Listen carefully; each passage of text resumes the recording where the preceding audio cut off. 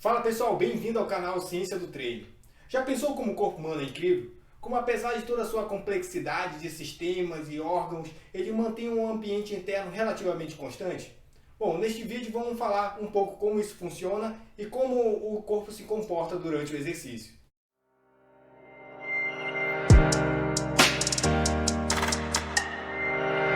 No século XIX, um médico francês, depois de analisar vários estudos, afirmou que o corpo mantém algumas variáveis corporais constantes. Entretanto, no século XIX, um fisiologista norte-americano conceituou esse fenômeno e explicou de maneira mais precisa. Ele denominou de homeostase, que significa a manutenção de um meio interno relativamente constante. Como no exemplo, a pressão arterial média ela não se mantém fixa em 93 milímetros de mercúrio. Ela fica variando em torno desse valor. Entretanto, sob condições estressantes, as variáveis corporais tendem a ser alteradas e o corpo aciona mecanismos para regular essa alteração, levando elas a um novo platô, pois, se alteradas de maneira exagerada, podem causar dano aos órgãos. Como no exemplo, você observa que a temperatura corporal em repouso é entre 37 e 36, só que durante o exercício ela é alterada, levando a um novo platô. Para esse platô, nós denominamos de estado estável, ou steady state. Em inglês, Joel Santana, né? Playing the left, the right. Que significa um nível estável de alguma variável fisiológica sob o estresse. Observe que homeostase e estado estável possuem conceituações parecidas, mas são aplicadas em momentos diferentes. Agora você pode estar se perguntando: e como é que o corpo controla o ambiente interno? Então, as variáveis fisiológicas são controladas por sistemas de controle interno, que possuem três elementos fundamentais: o sensor, o centro de controle e o efetor.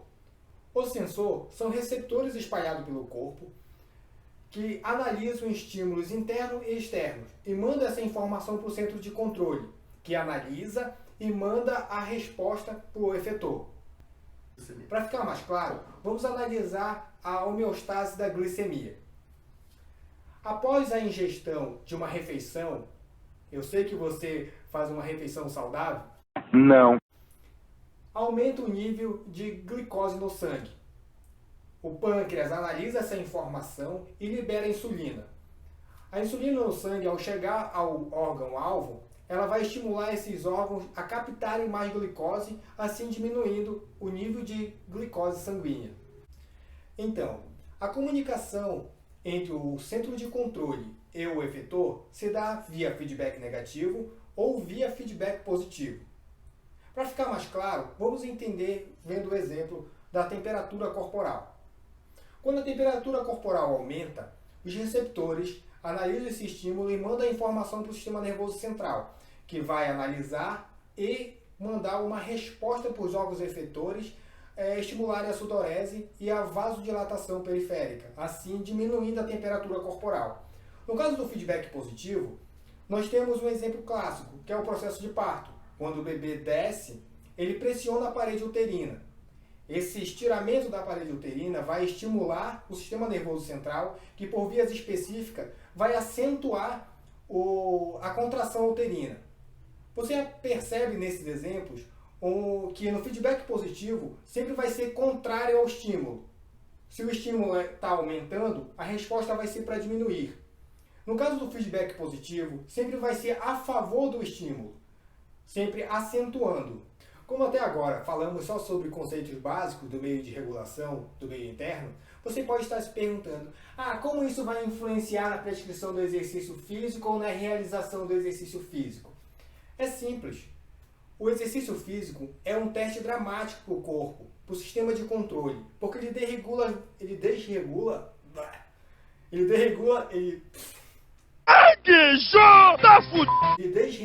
várias variáveis fisiológicas ao mesmo tempo. Temperatura corporal, frequência cardíaca, troca gasosa.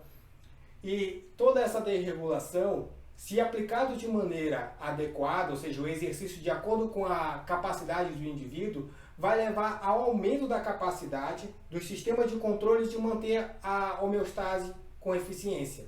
Isso tem estudos já mostrando. No caso contrário, quando o indivíduo ele pratica o exercício físico muito além da sua capacidade, por exemplo, um indivíduo sedentário vai praticar um programa de exercício com uma pessoa avançada. Pode levar a condições como o overtraining, quando o corpo não consegue retornar ao seu estado de repouso com eficiência. E em muitos casos pode até levar a danos a tecidos. Nesse sentido, a prescrição do exercício físico tem que ser de acordo com a individualidade de cada indivíduo. Se esse vídeo fez sentido para você, deixa o seu like, se inscreve no canal que vem muita coisa boa aí.